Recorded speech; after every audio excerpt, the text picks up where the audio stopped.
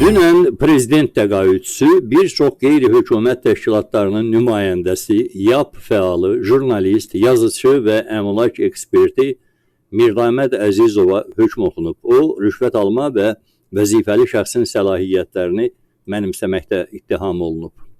O, Mənzil İnşaatı Dövlət Agentliyinin, MİDA-nın yəni sədri olmuş, hazırda prezident administrasiyasının rəhbəri işləyən Samir Nuriyev və onun qaynı MİDA sədrinin müavini Çingiz Qədimovla yaxın münasibətlərindən istifadə edərək MİDA binalarında ev satmaq adıyla 26 nəfərə məxsus ümumilikdə 431.600 manat məbləğində pulu aldatma və etibardan sui istifadə yoluyla ələ keçirib. Mirdaməd Əzizov mənzillərin alqı-satqı sahəsində, televiziyalarda, yazılı mətbuatda və sosial şəbəkələrdə ekspert kimi çıxış edib. Bu səbəbdən bir çox şəxs mənzil əldə etmək ümidi ilə ona müraciət edib. O, özünə məxsus ofisdə, saxta general geyimində vətəndaşları qəbul edərək onlarda inam yaradıb və pullarını alıb. Məhkəmənin qərarı ilə Mirdaməd Əzizov Azərbaycan Respublikası Cinayət Məcəlləsinin uyğun maddələri ilə təqsirli bilinərək 8 il müddətinə azadlıqdan məhrum edilib. Diqqətimi müxtəlif titullara sahib olan Mirdamədin general rütbəsi və onun müxtəlif qurumlar tərəfindən bu statusda qəbul edilməsi oldu. Məsələni bir qədər sosial media üzərindən araşdırmaq məcburiyyətində qaldım. Üstəlik onu da nəzərə aldım ki, bu məsələ ilə bağlı, yəni Mirdamədin o zamanlar bir neçə müddət bundan əvvəl tutulması ilə bağlı mənim sizə bir söhbətim olmuşdu. Məlum oldu ki, Mirdaməd Əzizovun daşıdığı rütbə və forma güya mərkəzi ofisi Fransa Respublikasında olmaqla dünyanın müxtəlif ölkələrində nümayəndəlikləri fəaliyyət göstərən İnsan Hüquqlarının Müdafiəsi Beynəlxalq Komitəsinindir. O, həm də BMT-nin İnsan Haqları və Müdafiə Komitəsinin eksperti kimi çalışırmış.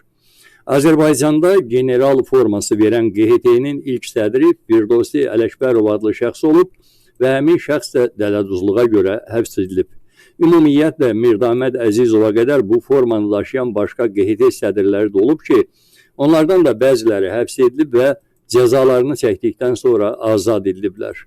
Beynəlxalq Diaspora Mərkəzinin sədri İsmail Ağayevi, Zirvə İslahatlara Dəstək Mərkəzinin sədri Elçin Axundzadə, İsrail-Azərbaycan Şahdağ Təşkilatının Azərbaycan üzrə nümayəndəsi və digər şəxsləri də general formasında görmək mümkündür.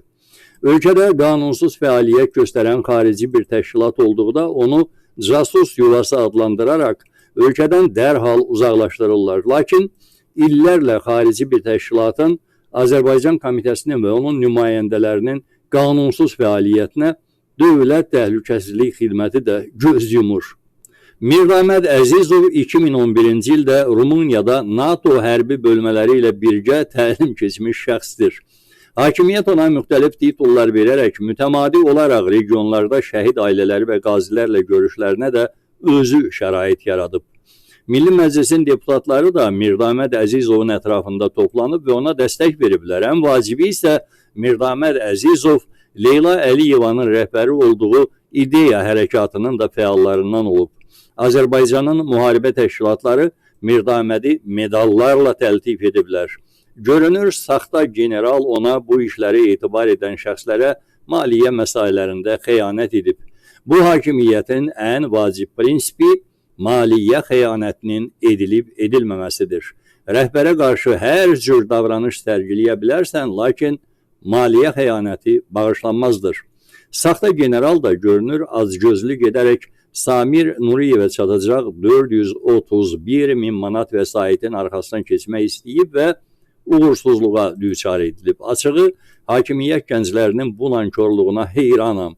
Dövlət sənə prezident təqaüdü verir, saxta general rütbəsi taxmana və general forması geyinməyinə göz yumur, sənə jurnalist vəsiqəsi verir, grantlar ayırır, ev verir.